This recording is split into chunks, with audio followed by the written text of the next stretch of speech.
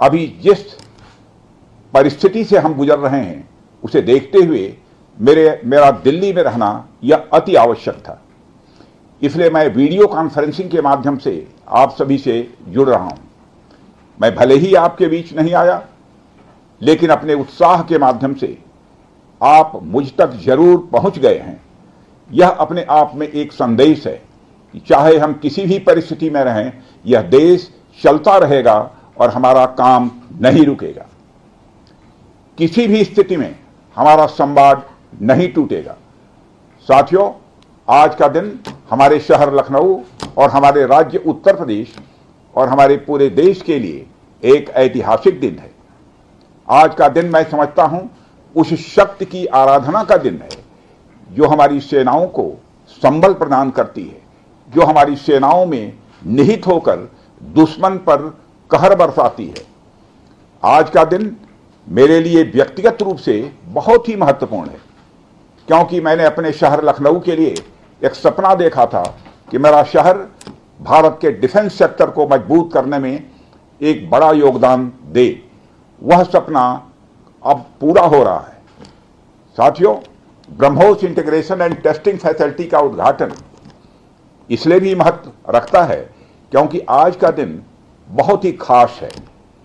आप सब तो जानते ही हैं कि आज नेशनल टेक्नोलॉजी डे है। आज ही के दिन 1998 में श्रद्धेय अटल बिहारी वाजपेयी जी के नेतृत्व में हमारे वैज्ञानिकों ने पोखरण में परमाणु परीक्षण करके दुनिया को भारत की ताकत दिखाई थी।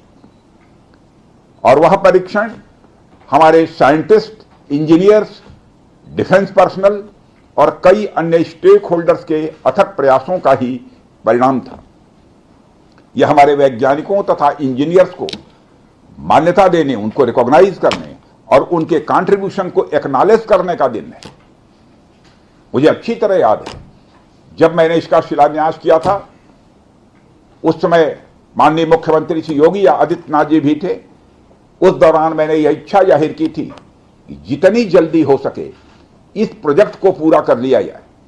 और मुझे यह देखकर बेहद खुशी हुई कि आप लोगों ने मेरी भावनाओं का सम्मान रखा और महज 40 महीने में इस प्रोजेक्ट को पूरा करके दिखाया।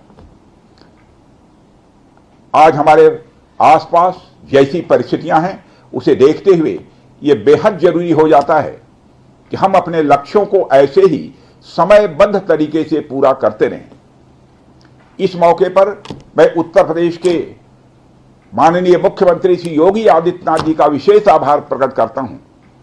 यदि इतने कम समय में ब्रह्मोस की इंटीग्रेशन एंड टेस्टिंग फैसिलिटी की स्थापना हो सकी तो इसके पीछे योगी जी का बहुत बड़ा योगदान है। मैं डीआरडीओ, हमारे वैज्ञानिक, हमारे इंजीनियर्स और इस प्रोजेक्ट से जुड़े हर व्यक्ति और संस्था को मैं हृदय से बधाई देता हूं। आप लोगों ने दिन रात मेहनत करके इस इंटीग्रेशन एंड टेस्टिंग फैसिलिटी को खड़ा किया है। देश भर के वैज्ञानिक, इंजीनियर्स और युवाओं का योगदान हमें इस फैसिलिटी सेंटर में देखने को मिलेगा। मैं आपकी मेहनत और लगन को नमन करता हूं। साथियों, हमारी सरकार जब उत्तर प्रदेश में डिफेंस कॉरिडोर के विजन को लेकर आगे बढ़ी थी तो उस समय हमारे सामने अनेक बड़े लक्ष्य थे। उन तमाम लक्ष्यों में से हमारा एक उद्देश्य यह भी था कि हम उत्तर प्रदेश को एक बार फिर देश के प्रोडक्शन सेंटर के रूप में डेवलप करें। यूपी डिफेंस कॉरिडोर लखनऊ सहित कानपुर, झांसी, चित्रकूट, आगरा और अलीगढ़ से होकर गुजरता है और ये सभी नोड्स आने वाले समय में विकास के नए केंद्र बनकर उभरेंगे। साथियों, एक उदाहरण मैं आपके सामने रखूं तो आप में से बहुत लोगों को पता होगा कि एक समय कानपुर और आसपास का क्षेत्र प्रोडक्ट्स की मैन्युफैक्चरिंग के लिए जाना जाता था। आर्थिक रूप से यह क्षेत्र बहुत ही समृद्ध था। इसे मैनचेस्टर ऑफ द ईस्ट कहा जाता था। लेकिन आजादी के बाद अनेक कारणों से आर्थिक प्रगति की राह में यह क्षेत्र पिछड़ता गया और कहीं पीछे छूट गया। मैं उन कारणों में तो नहीं जाना चाहूंगा, पर कहना यह चाहता हूं कि यूपी डिफेंस कॉरिडोर के निर्माण के बाद यह क्षेत्र फिर से एक बार अपने पुराने वैभव को प्राप्त करने की ओर आगे बढ़ चला है। मुझे इसमें कोई संदेह नहीं है कि कानपुर विकास की उन ऊंचाइयों को छुएगा जो दुनिया के विकसित क्षेत्रों के लिए अनुकरणीय होगा। कल को वेस्ट में कोई क्षेत्र जब बहुत अधिक प्रगति करेगा तो उसे कानपुर ऑफ द वेस्ट कहा जाएगा। इसी प्रकार डिफेंस इंडस्ट्रियल कॉरिडोर के सभी नोड्स को डेवलप करने के लिए हम पूरी तरह से कमिटेड हैं। मुझे यह भी बतलाया गया है कि अभी उत्तर प्रदेश डिफेंस कॉरिडोर में aircraft manufacturing, UAV, drones, ammunitions, composite and critical materials, small arms, textile तथा पैरासूट आदि में मेजर इन्वेस्टमेंट किए गए हैं। एक अच्छी बात यह है कि इस डिफेंस कॉरिडोर में हमें पब्लिक सेक्टर और प्राइवेट सेक्टर दोनों की ही बड़ी अहम भागीदारी दिखाई दे रही है। साथियों, जब मैं प्राइवेट सेक्टर की भागीदारी की बात कर रहा हूं तो मुझे यह बताते हुए बड़ी खुशी हो रही है कि लखनऊ में ही पीटीसी इंडस्ट्रीज लिमिटेड द्वारा titanium and super alloy material plants की शुरुआत की जा रही है। इसके अलावा 7 एडिशनल क्रिटिकल प्रोजेक्ट्स की भी नींव इस समय रखी जा रही है। यह निश्चित रूप से रक्षा क्षेत्र में भारत की आत्मनिर्भरता की गति को और तेज करेगा। मैं इसके लिए श्री सचिन अग्रवाल को भी बधाई देना चाहता हूं।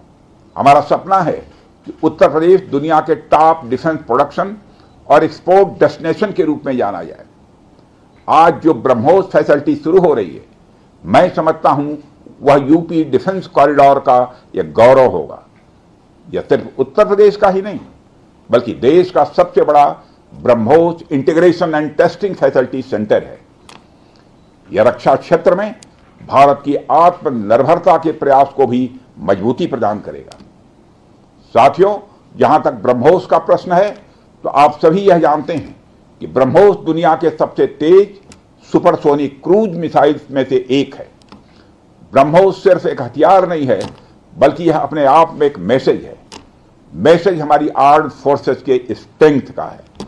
मैसेज दुश्मन के प्रति हमारी डेटरेंस का है, प्रतिरोधक क्षमता का है। मैसेज हमारी बॉर्डर्स की सेफ गार्डिंग के हमारी प्रतिबद्धता का है। साथियों, पोखरण परमाणु परीक्षण में महत्वपूर्ण योगदान देने वाले मिसाइल मैन और हमारे पूर्व राष्ट्रपति डॉक्टर एपीजे